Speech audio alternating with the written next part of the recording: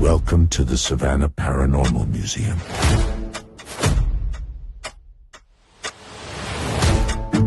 Where history and horror cross paths.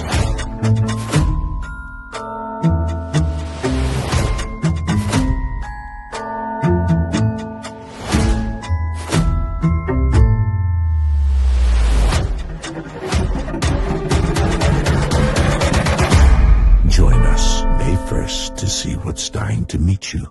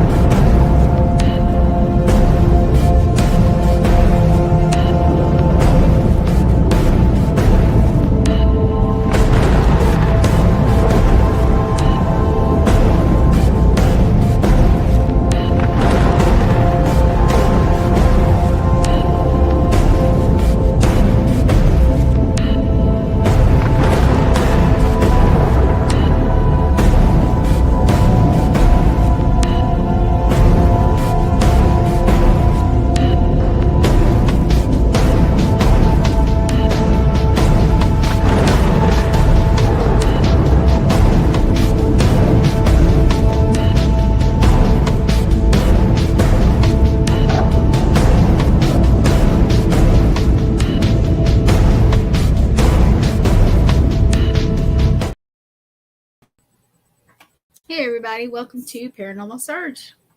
Tonight we have one of the OGs of the paranormal, Joe Franke, with us, and I'm honored enough to have him with us, so I'm going to go ahead and pop him back on. Hey! Hey, hi Gwen. How are you? I'm good. A little Good. tired, Thank a little you for jet lagged, but I'm good. Oh yeah, you had that Florida vacation, didn't you? Yeah. That Yeah, I was knew it great. was going to be hot in Florida, but I didn't expect to see Satan jump out from behind a bush. Yeah. Chase him around the parking lot. Oh my goodness. Well, thank you for joining me tonight. I know you're Oh, tired and everything. Thank you for having me. No problem. So I do this pretty simple. I'm going to ask you, tell us about you. Tell us what you want people to know and about you. Well, I mean, for those people that don't know who I am, my name is Joe Franke. I've been involved in paranormal research for just about 40 years now. I started when I was a teenager. I was 18 years old back in 1986. I had just graduated high school. Just started dating my wife, who's been my wife now for 33 years. We've been together for almost 40 years. I don't know what's wrong with her. I tried everything I could, but she won't get rid of me, you know. But no, Laurel and I were newly dating for just a few months at the time, and she saw in a local newspaper where my mentors, Ed and Lorraine Warren, were giving a lecture down the road a piece at one of the local Holiday Inns. The Warrens, they would rent a room, and then they would have an event where they would sell tickets to, and then they'd have their slideshow and talk about some of their work and some of their very now famous cases. Mm-hmm. And so we went to the show, and I walked up to the table where Lorraine was greeting people and selling tickets. And she kind of looked at me, cocked her head to the side, and she said, "Honey," and she called everybody honey. The woman was a sweetheart. And she said, "Honey, have we met before?" And she's looking at me, that kind of look what you give someone that you're like, "I know this person. I just can't place the name or the face or where I know them from." Oh, yeah. And I said, "No, Lorraine." I said, "I've never met you folks." I said, "But I've heard a lot about you. I've seen you on television and radio and print media. Of course, back then, because I'm ancient, we didn't have internet. We didn't have social media. Thank goodness for that, right?" Oh, yeah. So she just looked at me. She said, "Honey, there's a reason why you're here tonight." She said, "I want you to come and see Ed and I after the show. When we're done, come up and find us, and we want to talk to you." So I said, "Okay, great." So I was very excited. I could barely keep a thought in my head. And, we went through the slide presentation, and I was in awe. I mean, I did believe in this stuff. I didn't know much about it at all. I was very green. And so what we did was we went out to a local diner, which was down the road a piece. And that was kind of one of the things that became a tradition for us. Anytime that we would finish a lecture or a case, we would convene at a diner and grab some coffee and something to eat and talk about the events of the evening. And as you could tell, I've had quite a few lectures and cases in my day. you know. Matter of fact, I used to joke with Ed and say, "Ed, you could write a book on diners, because you've been to so many." So anyway, I'm sitting there at the table across from Lorraine, and she was holding my hands. And she looked at me and she said, "Honey, I'm reading your aura." Lorraine had the ability to read the colors of your aura, that supernatural glow that emanates from all of us. And she said, "I could tell by your aura that you were meant to do this work." She said, "Would you like to come and work with Ed and I? We're forming classes and we're getting some students together." And I immediately said, "Absolutely, yes, of course." So, I mean, that's how I got involved. I get that question a lot, and I love to tell the story. It's a beautiful memory for me. I remember it like it happened 5 minutes ago. Of course, I can't remember where I put my car keys or my wallet, but I can remember that. That's just called old age, or what I have is called sometimers. Sometimes. Sometimes I remember, sometimes I don't. But, I mean, very fond memories I have of that particular meeting, because that changed my life. And here I sit before you humbly, some 40 years later, just about, and I'm still involved in the work. I'm carrying on their life's work and their legacy to the best I can. I've always said, if I could just be a patch on Ed Warren's sweater, I would be happy. He was a great man. I loved him dearly. I loved them both dearly. And I know he loved me. And he kind of took me under his wing and taught me what he knew about demonology, Ed being recognized as a layman demonologist by the Catholic Church. And he taught me quite a bit. Many a weekend I would spend, Ed would give me a call and say, "Hey, kid," he always called me kid. "Hey, kid, what are you doing today?" "Oh, nothing, Ed. I was just going to cut the grass. What do you need? You need help with something? You want me to come over?" He's like, "Yeah, come on down. Come over and meet me in my office. I want to go over some stuff with you." So I'd meet him down there, and we'd have a couple of drinks and be talking. And then I remember that's when I learned about the cases that you know of now today as Amityville and Annabelle and the Smurl haunting, which was actually a relatively new. That happened, I believe that began in January of '86, the year I met them. And it was kind of culminating at the time I met them. And I remember, I believe the Smurls left that house in I think it was the late summer or fall of '86, if I remember correctly. Forgive me if I'm not. That's okay. But that's the reason I bring that up is that case is coming up in a theatrical release. That's going to be The Conjuring 4. Oh, yeah. That's coming out in September. But I didn't know anything. I mean, I was just a greenhorn, and he's like, "This is what we do." He showed me around the museum and explained some of the artifacts to me. That's where I first saw the Annabelle doll. He allowed me to hold it. He opened the case for me. He goes, "Oh, you want to hold her?" He goes, just hold her just for a minute and then put her back, And Of course, I had goosebumps. I mean, my goosebumps had goosebumps. I mean, I didn't know what to think or feel at that time. And, people were like, well, weren't you scared? I'm like, yeah, I was terrified. I mean, I'm human after all. I mean, even today I don't really get scared, but I'm very apprehensive and I'm very respectful. Yes. We need to be respectful of spirits, living or dead. Yes, You I need agree. to respect these things, and anything that may be of the more darker, sinister, God forbid, demonic. You need to respect the power, because at the end of the day, I'm just a mortal man. I'm just a human being. I don't have superpowers. I don't have a big S on my shirt. You have to respect it. But fearing it is something entirely different. You have to respect the power, the knowledge of these things. Um, but you can't show it fear because that's what it wants. Right. The ultimate goal is these things, these negative beings or entities, they want your soul. That's their end goal, is they want your soul. And, and that's why I always say faith and fear can't coexist. Because if you have true, unshakable faith, then you should have nothing to fear. Turn around and see who's in your corner. You know, I have faith. I was born and raised, Roman Catholic. I am a sinner. Mhm. Aren't we all, right? Right. But, I have faith. I was raised, Roman Catholic, and I was dragged to church, I should say, when I was a kid. But that has helped me through this.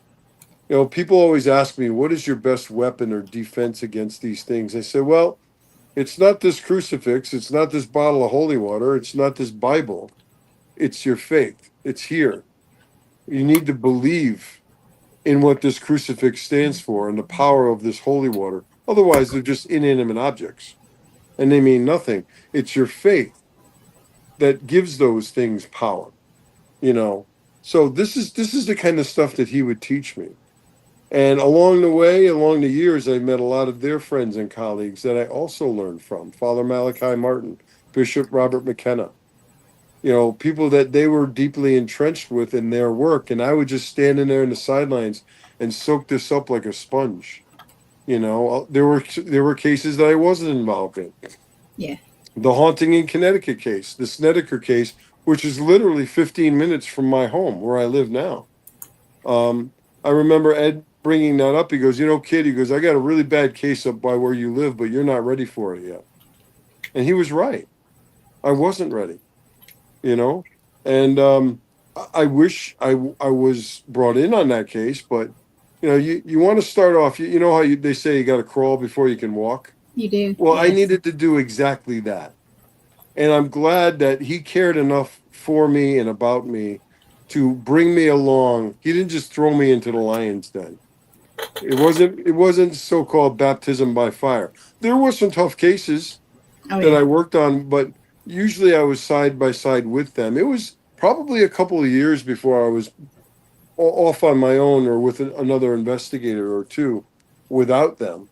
But I'm very grateful and always will be for their kindness and their friendship and their mentorship. They were, just wonderful people. I forget about the paranormal for a second. Ed and Lorraine Warren were loving, caring people, and I just described them as they were like grandparents to me. And I finally think about this many times now that I and Laurel, my wife, uh, are the same age now that the Warrens were when we met them. Wow. So my life, it's come full circle. And all I want to do is give back and share my knowledge that I've learned through the years.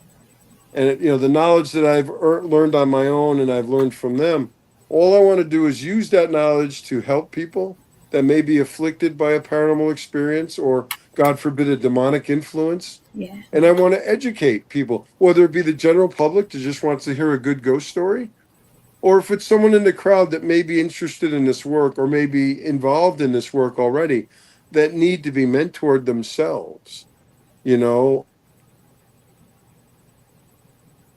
Uh-oh. Well, I think we're having a little gremlin, which always happens. But does anybody have a question for Joe when he comes back?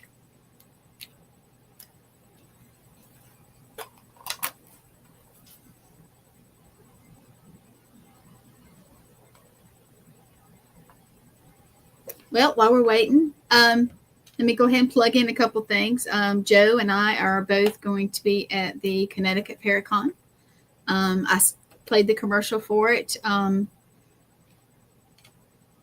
the beginning of the show. And hope everybody will come out. Even if you're not from that area, you need to check it out. Going to have over 30 guests. I can't even remember how many now. And here's Joe. I'm sorry. My phone was Okay. ringing. I went to turn it off, and I think I clicked myself off. I apologize. I don't know That's where okay. I left off.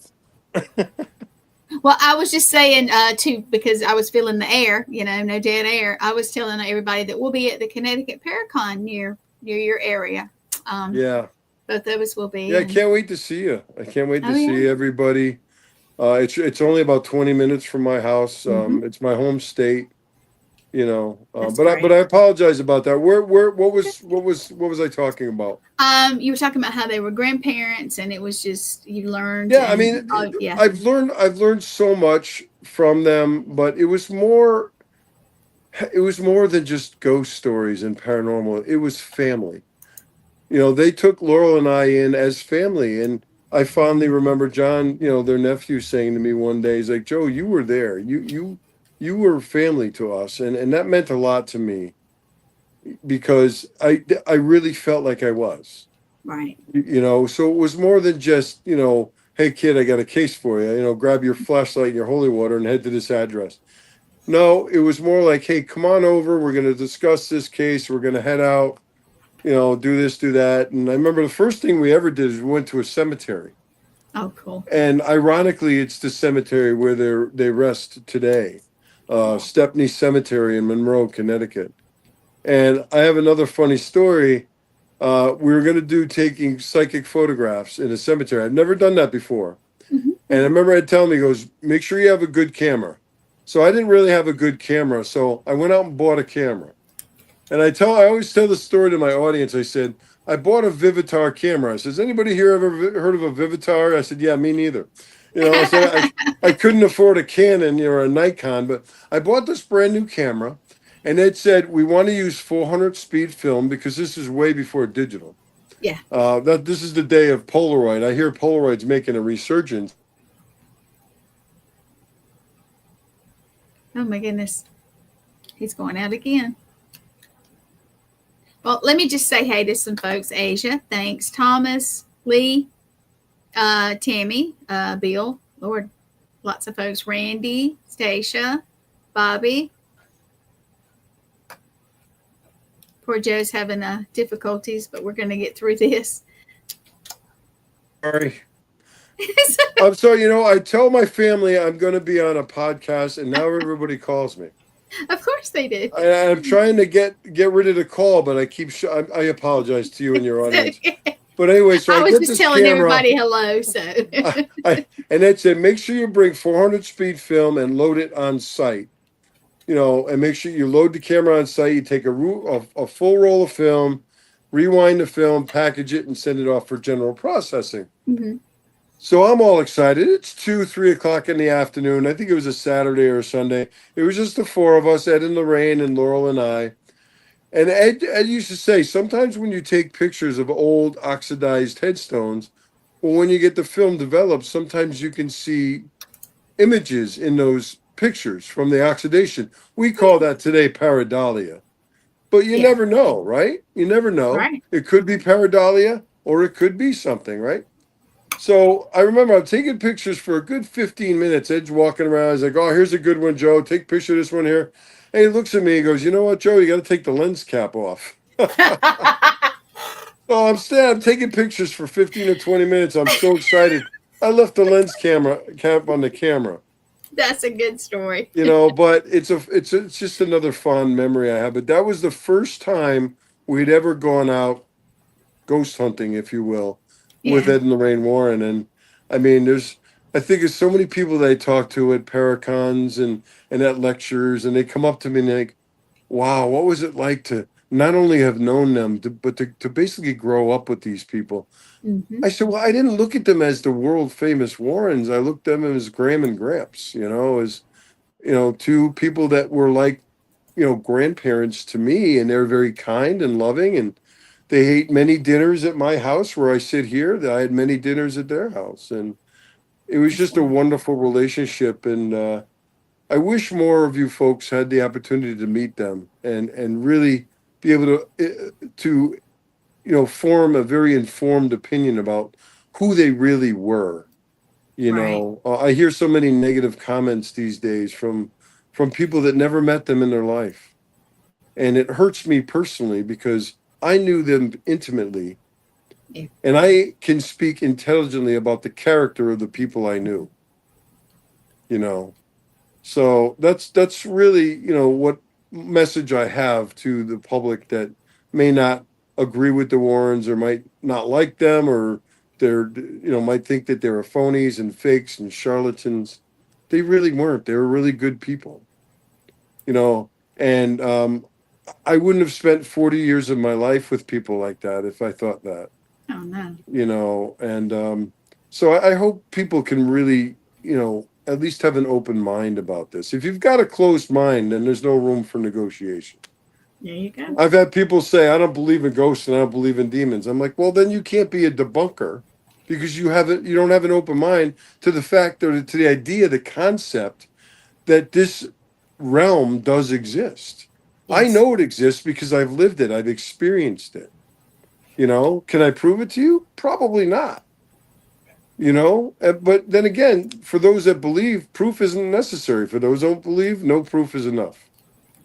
But it is And, always awesome when you catch something that you're not expecting. well, yeah. I mean, some of these YouTube videos I watch, and I think they're entertaining. I watch them, and some of these guys, they're 5 to 10 minutes into this old abandoned schoolhouse, and they get more evidence than I've got in 10 years. Yeah. Chairs flying across the room, water bottles.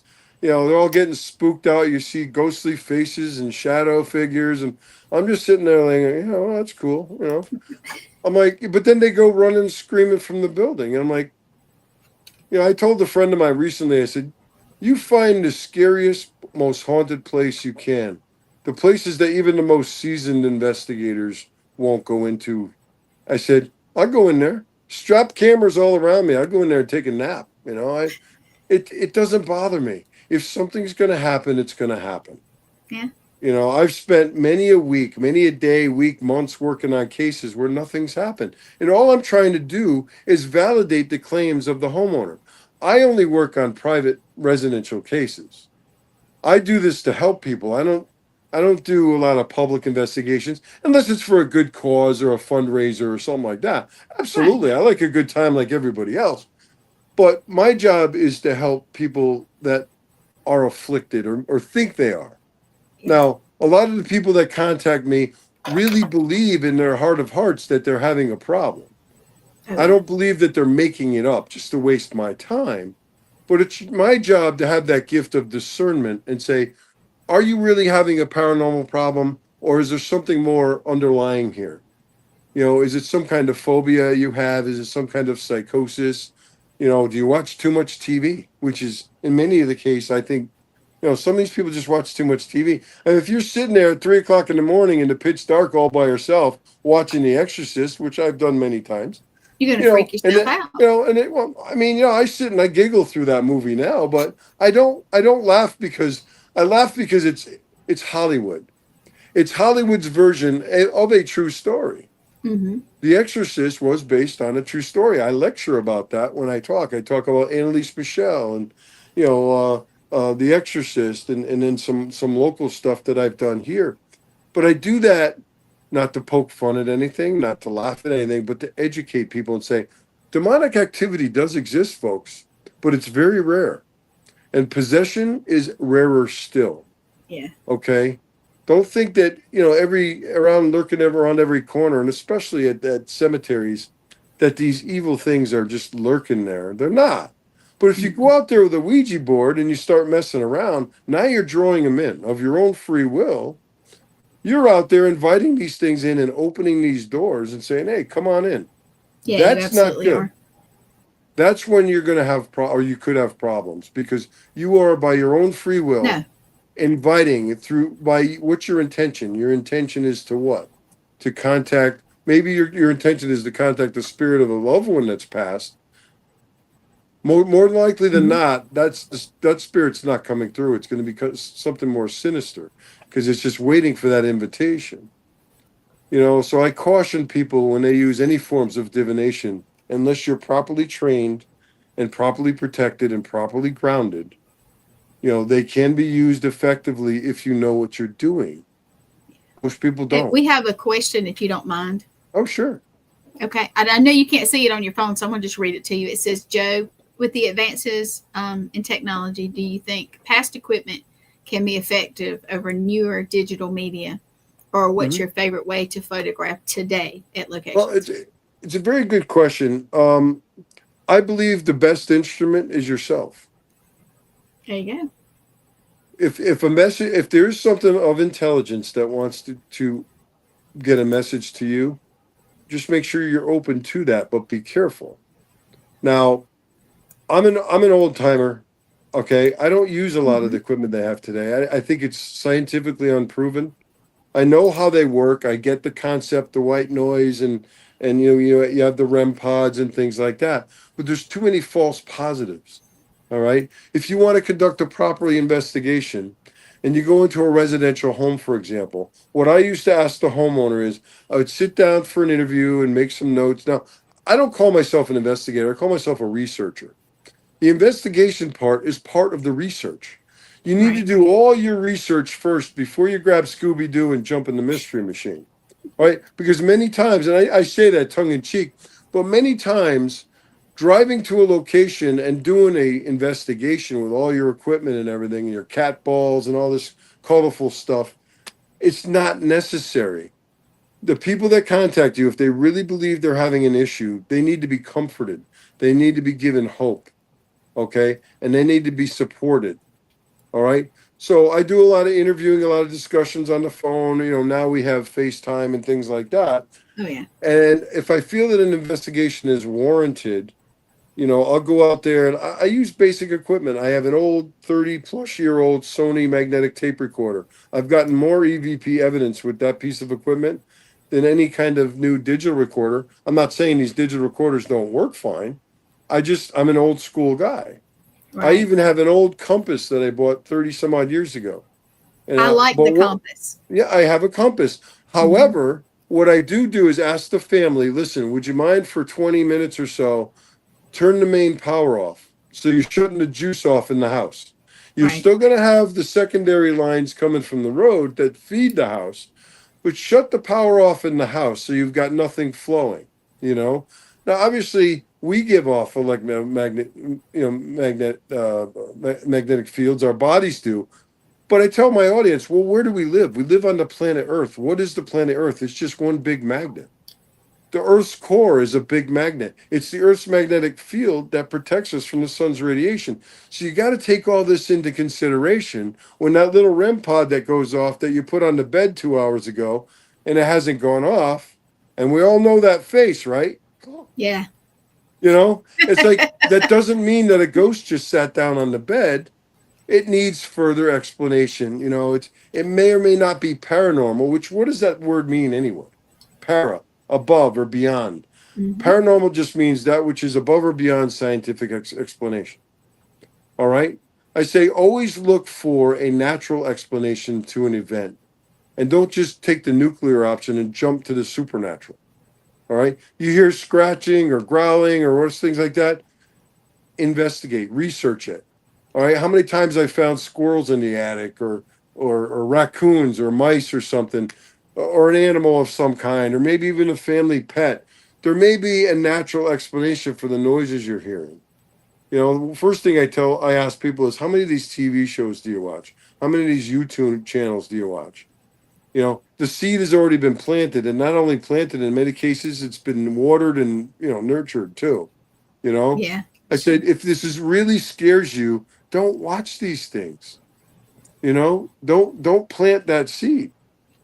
And things can be explainable if you're willing to look. Now, a lot of these folks with YouTube channels, they want something to happen, they will it. The mind is a very powerful thing. It is. You can self-manifest things. It doesn't necessarily mean you got Satan sitting in the couch. I mean, there are explanations to things. You just have to look for them. But, you need to be educated on how to look for them. And that's what I try to teach people, those that want to learn. And as again, I don't know everything, but I'm willing to share my knowledge with those that want to learn. But to get back to the question about the equipment, I prefer. I have a nice Canon camera. I forget the model number, but I use my phone. But I love my magnetic tape recorders. I actually have a couple of them. I actually have an old tape recorder that used to belong to Ed Warren. It's it's an old Panasonic that was given to me many years ago. I don't use it on cases. I treasure that. So I Yes. have that. I have that put away. I also have a couple. I have an old set of rosary beads that Lorraine gave me about 12 or 15 years ago. Those things I cherish, and those are irreplaceable. I cannot replace those items. But I don't spend. All you're really doing, in my opinion, in my humble opinion, when you buy all this equipment, you're just making somebody else rich. You know, I'm not saying it doesn't work because I haven't really used it, but if it does go off and you've used it properly, well, how can you prove that there's a spirit there? You can't. No one can. That's if you believe that there is, okay, I'm not going to make fun of you. If I disagree with you, that's fine. That's what makes us individuals. We can disagree with one another. The problem is, today when people disagree, they make fun of one another, they trash one another, you know, they go on and they debunk people and say they're lying and making this up. And that may or may not be the case. I don't know. I don't care enough. That's not what I do. I don't have a YouTube channel. You There you know. go. Hey, Um, Father Kenneth, or Kenneth Torres, excuse me, Father Torres. He says, ask Joe about our situation in Pittsburgh a few years ago at the Paracon. Yeah, Plattsburgh, New York. It's good. Thanks, Father Ken, for reminding me. So Father Ken and I were at an event in Plattsburgh, New York. We were both speaking up there on this subject, on hauntings and divination and demonic influences. And there was a couple of young gentlemen that came up to our table. I would say they were in early to mid 20s. Mm-hmm. And it was a guy and his friend spoke up, and the other guy looked like he was catatonic. He looked troubled. And he said, my friend here, seems to have an issue. He believes he's got some kind of attachment. So, Father Ken and I looked at each other and said, well, let's see if we could take him into a room somewhere, out of the public eye and see what we got going on here. So we retired to a room, and there was a couple of chairs in there, and I had grabbed my rosary beads. They weren't Lorraine's beads. They were rosary beads that were actually given to me by a good friend who got them at the Vatican. They were blessed by Pope Francis. And I didn't even tell Father Ken I was doing this. This is a trick that Ed Warren taught me. So we went into this room and we sat the young gentleman down in a chair, and Father was standing in front of him and had his book. I believe it was his book of deliverance prayers. Father, correct me if I'm wrong. And the gentleman sat down in the chair, and I asked his friend to stand on his left side. I was on his right side. And I had the rosary beads cupped in my hand. No one knew it, not even Father. I didn't tell him. And as I put my hand on the back of his neck to say, everything's going to be okay, he shot up out of that chair like his pants were on fire. Oh, wow. That's something that we call religious provocation. I used those blessed rosary beads that no one knew but what may have been inside this young man. And then as soon as Father started reading from the book, the prayers, the demon manifested. Oh, So he wow. did have a demonic presence within him. And it was pretty nasty. And I'd say it was definitely a low level demon. And the demon even tried to fool us. And the young man when he came out of it, he says, it's gone. I looked at Father, he looked at me and go, it's not gone. So he started the prayers again, and sure enough, it manifested again. Because the prayers are like, nails on a blackboard to these things. They cannot stand the prayers, they cannot stand religious objects or the presence of a priest being there. Father Ken is actually an exorcist. Yes. But we witnessed this. I always say we always want to be prepared, but we were at a para conference. We weren't expecting this to happen. And so what we did is we were probably in there for a good 45 minutes or so, praying with this young man. he did come out of the trance to the point where he was able to hold the Bible. Oh. He was able to hold it. But I'm telling you, when Father was blessing him with holy water, you could see the water sizzling That's the on his comment he forehead. just put down. Yeah. It was. That's the God's honest truth. He said it looks like, let's see, the holy water poured made him bleed like a crown of thorns and was bleeding. Yeah. That's absolutely true. And not only did we witness it, of course, we had seen that before, unfortunately, Mm-hmm. but the his friend was just horrified and watched in this. And we got him up and got him out of there. We gave him our contact information, our business cards. Mm-hmm. And I said, please, I implore you to send me your information when you get home so we can keep in touch. Because I certainly felt like our work was not done. Unfortunately, they never emailed or texted us. And this was back in the summer of 22, so about 3 years ago. Mm-hmm. But not a day goes by where I don't include that young man and his family in my prayers. I hope he's okay today. Maybe they lost our information. I'm not sure, but it is my hope, with the work that we all do and with the Warren Society that, people that are experiencing these type of issues get a hold of one of us. Not only me, but I have a lot of colleagues around the country. There are a lot of people that do this work and they do good work. I'm certainly not the only one. But Not Father by any means. Torres is also saying the crucifix given to him at our booth burned his hands and left an impression of a cross. That's right. I forgot about that. Thank you for reminding me. Like I said, I have some-timers. Sometimes I remember, but I mean, something like that will stick with me. Yes. And I haven't told that story in a while, so thank you for jogging my memory bank. But I've got 40 years of stories like that. That was kind of a special thing because we weren't expecting it. We were just standing at our table talking to people and smiling, meeting and greeting, and these two gentlemen came in and said, "I think we have a problem," and they were right. So you always, if you're in this work, and I'm talking to my colleagues out there, if you're in this work, always be prepared. Always be strong in your faith and your beliefs, and be prepared for something like this because you never know when you're going to be hit with something like this. That's exactly right. I'm gonna have to get Father Torres on my show soon. Oh, you must have him. He's incredible. Yeah, I'm about to send out more messages. I book up for a couple of weeks and then I'll send out more messages. So, yeah, Father Torres, you're on my list. I'm coming for you. I've actually met him on a show before, so he's cool. Yeah, he's definitely got some very good stories, and we've worked together for years, Father and I, and Father Bob and I, and we're actually working on a case outside Philadelphia now to trying to help a young family that seems to have what I call maybe a case of demonic oppression, not possession. Because I always say, some people say there's 3 stages of possession, some say there's 4. I always say there's 5, and that's just me. But first you have vexation, which is kind of just an annoyance. Something that happens once, twice, 3 times, just to annoy you, and it may never happen again. Right. But when those vexations become more regular and sustained, that's what we call an infestation.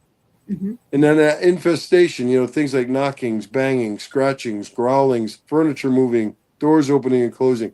When that stuff is meant to scare you and get a rise out of you, poltergeist activity, then that could turn into what I call demonic obsession, where these things implant thoughts in your mind that you normally would never have. And they're not just fleeting thoughts.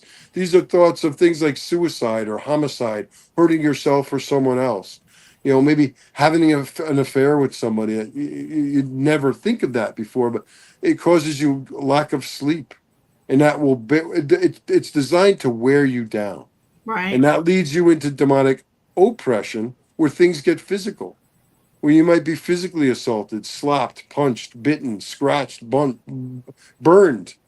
I've been all that. Plus, I was picked up and thrown across the room when I was 23, 24 years old on my first case of demonic oppression. And I was 350 pounds. I was a big weightlifter, bigger than I am today. I was probably about 80 pounds heavier than I am now. I've seen pictures of you before, but yeah. Yeah, I know. I was a fat bastard. But Nah, that's you okay. still look very I strong. still am. Father Torres says,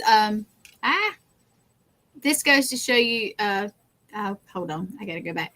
This goes to show the trauma that people suffered. The gentleman, Yeah. the gentleman suffered from his parents and retaliated with divination. Oh, okay, Yeah. that makes sense. And unfortunately, he got a bad end. No problem. Yeah, I mean, Winfred. if you do your research properly, you're almost always going to find a history of trauma, Mm-hmm. and it could be many. It could be drugs, alcohol, a history of physical or sexual abuse. It could be some form of psychosis. As in the case of Annalise Michel, she was said to Yes. have a form of epilepsy or something like that. But that coupled with free will and intention, if you have any one of these conditions, it could be a generational curse. Yep. Something that maybe your parents or your grandparents before them were into, black magic, voodoo, Santeria, something like that. It could be a generational curse. Yes. You have to be very careful and and how you handle it and seek the proper help. A lot of these teams out there, believe me folks, I know you mean well, but if you're not properly trained, not only can you make a bad situation worse, but you could also be afflicted yourself and bring this home to your family, and now you become a victim. And I only say that with all love in my heart. I don't want anyone to have to go through this. I don't want to go through it. I'd like to retire, period. I've had my ass handed to me on many occasions, but I'm not that old, but my You're body too feels young to about, retire. well, maybe by age, but I'm telling you, my body and the health effects that I've got, I feel 20 or 30 years older than I am. I have some serious health issues that I probably shouldn't have for someone my age, but and I'm not saying it's all related to the work, Mm-hmm. but my faith tells me that it can be. It can And I've be. even had these discussions with my doctor. I've got a serious heart condition right now. Sorry about that. I remember Ed Warren when he had his heart attack, or his first heart attack after one of the exorcisms of Maurice Stereo. Ed had a couple of heart attacks. Ed used to tell me. I remember him telling me. He says, "You know what? He says, you know what, kid?" He goes, "The devil hates us. He knows who we are, and he hates us. And not only because we're made in the image of God, but because we're willing to stand up to him and spit in his eye and tell him, not on my watch." Okay? He said, if you take a stick and you poke a tiger in the face one too many times, what's going to happen? Eventually, he's going to take a swat at you. Exactly. So you got to be willing to stand up. And I know there's a lot of people like, hey, if this is the gates of hell, why don't you rise up and get me? And I'm like, oh, no. I mean, you know what? You just opened a doorway that you're never going to be able to close. You just don't say those things, even in jest, because you are inviting things in, and that's what they're waiting for. And it's not all doom and gloom. And like I said, everything's not demonic. No. But there are negative spirits out there. If you're a jerk in life, well, more likely you're a jerk after you die.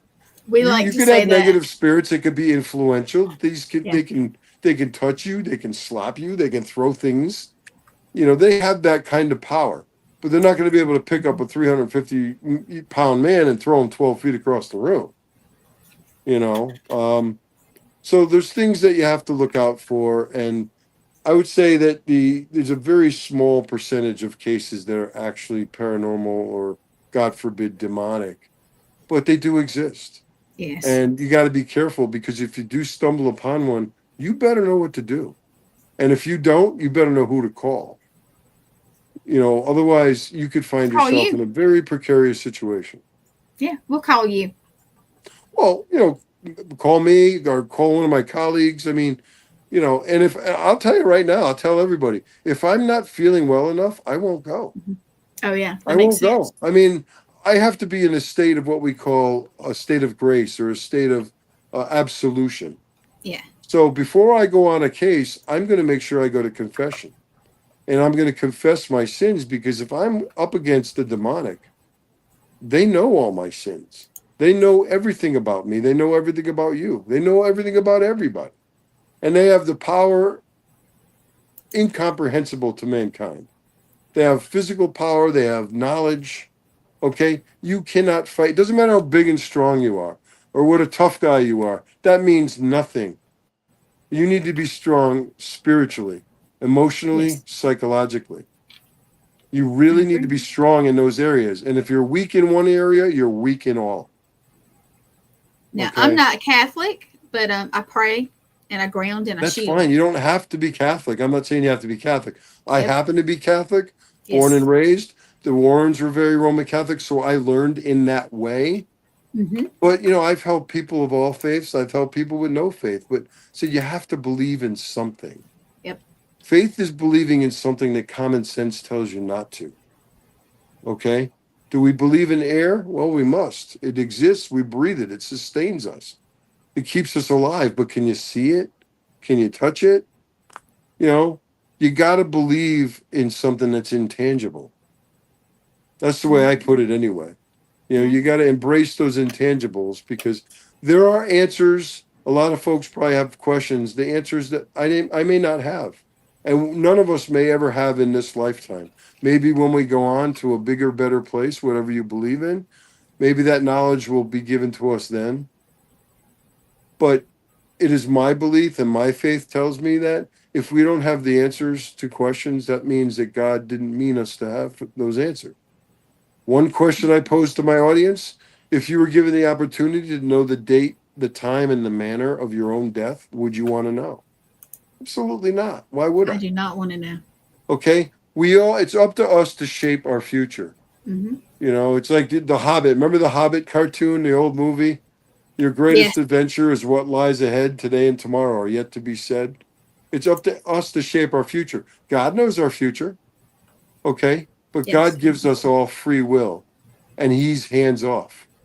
He wants us to choose him of our own free will. He gives us that gift. That is a gift. Okay. When you start messing around with Ouija boards, even if I mess around with my psychic friends. Yeah. Prove to me you're psychic. Give me the lotto numbers for Friday night's drawing. It doesn't work that way. All right. When a psychic is given information for a client from the other side, that is a miracle. That's a gift. Okay. When someone's dabbling in the occult looking for information, that's divination. Okay. Look at using supernatural means to find out information or hidden knowledge that we shouldn't have. And that's not good. And that's actually an abomination to God, which is against the first commandment. Anything that you put above God, which could be money, it could be power, social stature, sex, whatever. And I'm not trying to be funny. Any addiction, people have sexual addictions or pornographic addiction. It's an illness, if you ask Mm-hmm. me. Just like people could be addicted to drugs or alcohol. And Those gaming. people need help. They don't necessarily need the kind of help I can provide. They need treatment. They need, psychological care. Okay. I'm not a doctor. I'm not a psychiatrist, but I will give them advice to say, I think you should talk to one. And some people get offended by that. Say, look, my intention isn't to offend you. I'm trying to help you, but I really don't think you have a paranormal issue.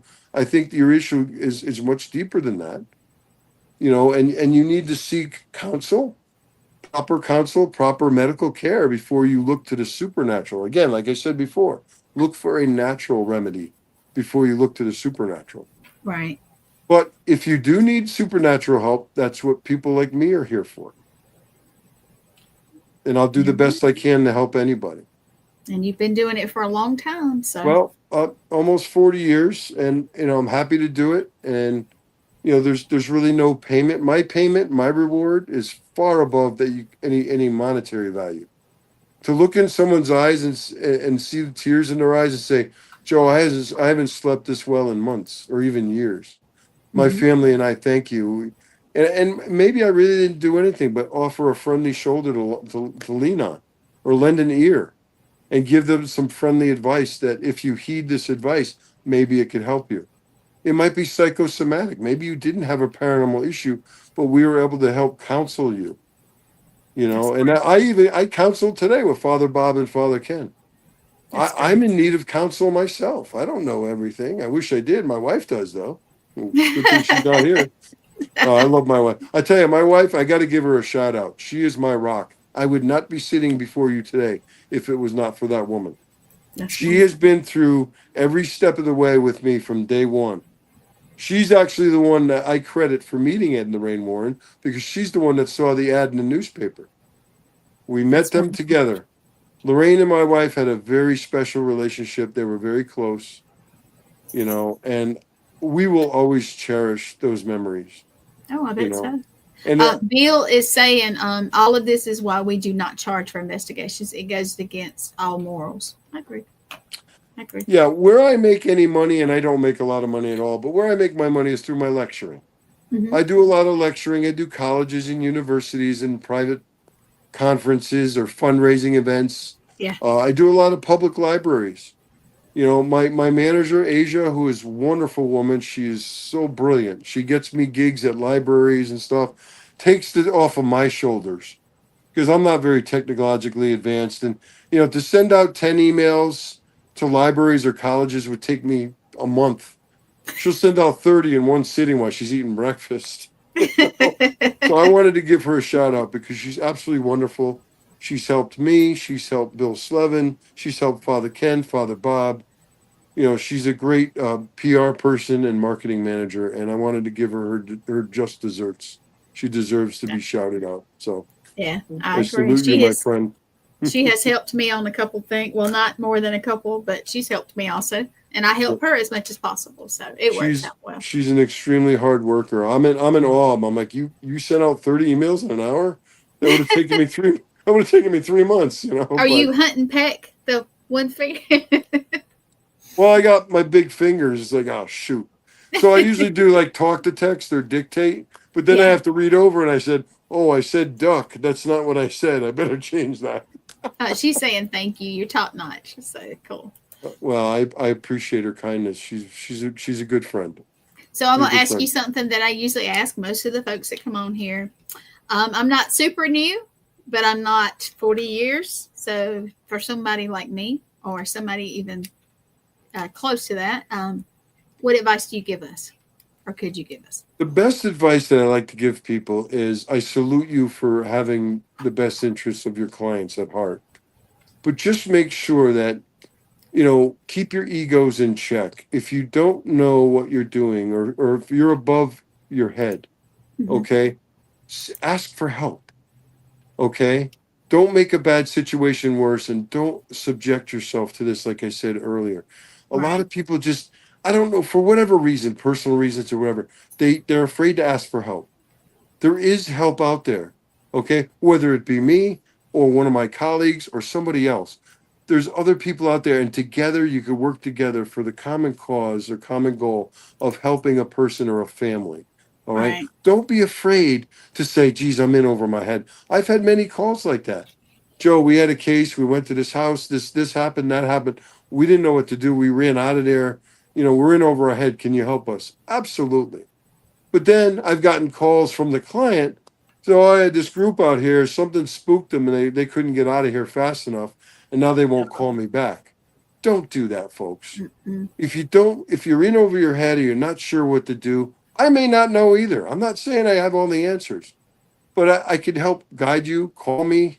I give out my business cards. It's got my personal email address and my personal phone number on it. And my wife's like, do you really want to put your cell phone number on your business cards? I'm like, I need to be accessible for people if they need me. No, You that's know, true. I want to be there for people if they need me. I want to, Lorraine Warren always answered the phone at her home. She would give her cards out and they had their phone number on it. That's special. And Lorraine, in her, before she got into her older years, would always pick up the phone and answer if within reason. Yeah. And then she would have people sometimes that would be at the house that would answer the phone, but she was always there. Ed was always there when I needed them, and I want to be here for people if they need me. But the best I advice is make sure you educate yourself. Educate yourself, protect yourself. Yes. All right. You don't want to be the next victim. No. So I mean that's the best advice that I could think of is to educate yourself, protect yourself. And if you're not sure or you honestly don't know, admit that to yourself. Okay. And seek proper help. There are people and groups out there that have been around longer that may be able to help. Right. You know, and there's just, it just seems like in just within the last 10 or 20 years, there's, you know, you Google paranormal and oh my God, you get thousands of pages come up, you know, That's true. and most of those people are very good intentioned people that really want to learn and want to help. Of course, with anything, you always have people with other intentions, you know, and I pray for those people. I try not to get mad. I don't get involved in drama, things like that. But, you know, it's disheartening because the people that really think or want help need to find us. And by us, I mean people like me and you, people that genuinely want to help and have a lot of knowledge and a lot of experience and probably could help them. But, you know, it's almost like going through all the weeds to find the flowers. The That's flowers true. are there. You just got to go through a lot of weeds to find them, you know. So I hope that answers the question, but It that's the does. best advice I could give. It's And just I know certainly your appreciate it. limitations. Oh yeah. Bill is saying it should never be a competition. We all need to help at times. We all need help. That's true. Thank you, Bill. That's true. Yeah, that's absolutely right. For me, this has never been an occupation. It's a vocation. This was a calling.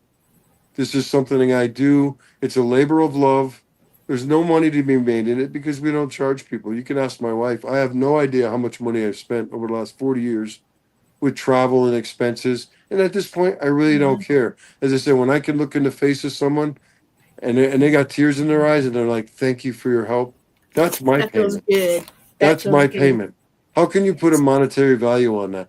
Now, given that said, if people want to donate, if they have the means and they want to donate, said, I'd like to donate $50 or $100 to your cause, we have a separate account that we Mhm. use for travel and expenses, and we will use that money. Otherwise, it comes out of my pocket. But I've never told somebody, sorry, I can't help you. You're too far away. You're out in Sacramento. No, what I'll do is reach out to a colleague that may be closer and Yeah. say, can you look into this? If you need my help, I'll be on the next plane out there, you know.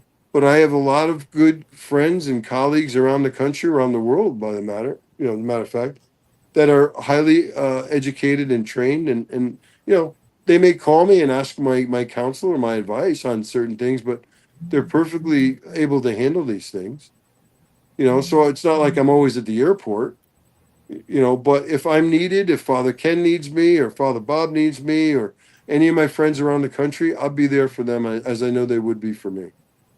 Right. So we are coming up on an hour, which is fine. Already? We got time. I I never shut up. It's okay, and I love that. I love that. I love to learn. So, and I'm learning, and it's been wonderful. Tell us what you have coming up this summer. Oh Where boy. people can find you, if you can. Well, let's see. What's it? June. I don't have much this month. I have a lot of podcasts. I think this is podcast month. Yeah. Next month. Oh boy, this is where I need Asia. We have a calendar that we share, but she yells at Yeah. me because I forget to put things in it. But we have the Connecticut Paracon coming up the 12th and Yes. 13th in Waterbury, Connecticut. Yes. That's hosted by a good friend and colleague, Tom Gormley and Charles Rosenay. Yes. A lot of good, knowledgeable people are going to be there. You know, at that place, Father Ken will be there, of course, and stuff. But you're going to be there, Yes, I am. obviously. So I've got something in at Hillview Manor the following weekend in Pennsylvania, out in Newcastle. Oh wow. In Yes. August, we're doing a Paracon on the USS Hornet with Father Ken. He's hosting us there. So Very grateful for jealous. that. That's So jealous. a first event. So that'll be fun. I'll be doing some speaking engagements. I was just invited back to Victoria's Black Swan Oh, Inn in San Antonio. I was out there last year and had a wonderful time. I spoke to a very large crowd. Everything is outside. It's beautiful. The only thing is it's a sweatorama. It was 105 in the shade, but we had a great time. I had a booth. It was a one-day event. But I spoke in the evening and showed some film footage and things like that. So that's coming up. I think it's the week of the 20th, weekend of the 20th hmm. of September. Forgive me, I'm shady on the dates. I don't even Okay. think I told Asia about this yet because it just came in while I was away last week. So Okay. just look at our social media. Um, within the where can next week or everybody two, reach we'll you? be launching we're going to be launching our website, warrensociety.com. My good friend and colleague, Bill Slevin, is working hard on that. And we'll also have the social media pages to go along with that. So things are coming along What is in that Asia regard. saying? Just mhm. Booger? What? What? Booger? Come on, Asia. I don't know what you mean. Booger. Yeah. Do I have one on my nose? No, hold on. I apologize to all my friendly listeners out there. No, that's okay. So, I don't know. I depend on her more than I know, because she keeps me in line. Well, gotcha. Laurel does, but as far as this stuff goes and management, she's top notch. So I'm just thinking off the top of my head what's in the calendar. I've got a lot of local library events. So if you're listening and you're in the Connecticut area, look at my social media pages. We'll be posting my library lectures. Those are free to the public. The library does pay me a fee to come out and speak, but they are free to the patrons. That's All I awesome. would suggest is just contact the library. And I know Wallingford, Connecticut is where I live. I'm doing the Mhm. Wallingford Library on July 22nd. I believe it's a Tuesday evening. Okay. It's about a 90-minute presentation. I'll be talking about real paranormal cases that turned into theatrical movies. Oh, And I'll be cool. talking about, reality versus Hollywood. Yes. So that's always a question I get about, Joe, was this movie really true to form? I'm like, well, I do a lot of research on the real case if I wasn't involved personally. Hmm. And then I'll watch the movie and I'll sit there and say, Hollywood takes a lot of liberties with these things. But, you know, their goal is to put butts in the seats and to They're make money on the picture. entertaining. Yeah. They're But you got to entertaining. So, remember, behind all that, there's a family that went through this. So when you're enjoying your popcorn watching this movie, keep in mind, if this is based on a true story, there's a real story, a real pain and real fear behind all this. So that's good. just keep that in mind. That's all I ask. Just be respectful of all involved, the investigators and the family and everybody involved, because, we go through a lot. Yeah. So I know in the 40 years I've been beaten up pretty much by these things, so keep that in mind. But yeah, I'll be doing quite a few events this summer, mostly in the fall. Seems like everybody waits to Halloween time Of course um, they do. to do Yeah. these events, which I love it. The fall in New England is not to be missed. Uh, If you've never been to New England to see the foliage, oh, it's beautiful up here. It really is. But once that cool crisp air hits, I'm smitten. And once the Halloween decorations, I have my Halloween room downstairs. I have Halloween decorations up all year round. oh, I You love know, that. I love and it. so that's my favorite. People say it's their favorite holiday. I don't think it's really a holiday, but it is my favorite day of the It year, is for me. next It's to this. Christmas. Yeah. Halloween is like a favorite. And you know what? I'm still a kid at heart. I love to dress up. So Oh, I tell any everybody chance? I have 3 children. My wife has 4 because I'm the 4th child. I'm a Toys R Us kid. I'll never grow up. That's what, Joe. Thank you for coming on my show. Oh, the pleasure's all on this side of the table. Trust me. Thank you Oh for no, having me. I have enjoyed it, and I dubbed you one of the OGs of the paranormal, and I saw you grinning in the back. Yeah, so Well, I mean, I wear it as a badge of honor, but it big. just reminds me how old I am. No, that's not what I'm saying. I'm saying you have wisdom I got a and face passionate. for radio, so next time we'll do this without the video. Oh no, we have to see you. We have to see you. So, well, I am going to let you downstage. If you'll hold on a second, I'm going to tell everybody good night. But once again, thank you. I'm Thank you, honored for dear. I you to hope come on the everyone show. enjoyed it. Thank you so much to everyone. God bless you all. Thank you. I'm going to pull you back. I'll talk to you in a All second. right. All right, everybody. That was wonderful, and I appreciate it. I tell you, it's an honor. It really is. And yes, Thomas, I see it. Paracom.org people, come out to see Joe, come out to see Thomas, myself, and Bill, Slevin, and so many others. I don't have the whole list. Yeah, please come out and see us. Get your tickets. If you hadn't got a booth, I'm not sure if they have any left, but do that. And I'm going to get out of here. We have another show coming up soon. And on that one is Kenneth Drake as the guest tonight. So that'll be cool too. But once again, thank you, Joe. And thanks to his wife for letting him do that for me. And we will see you next week. And everybody have a great night.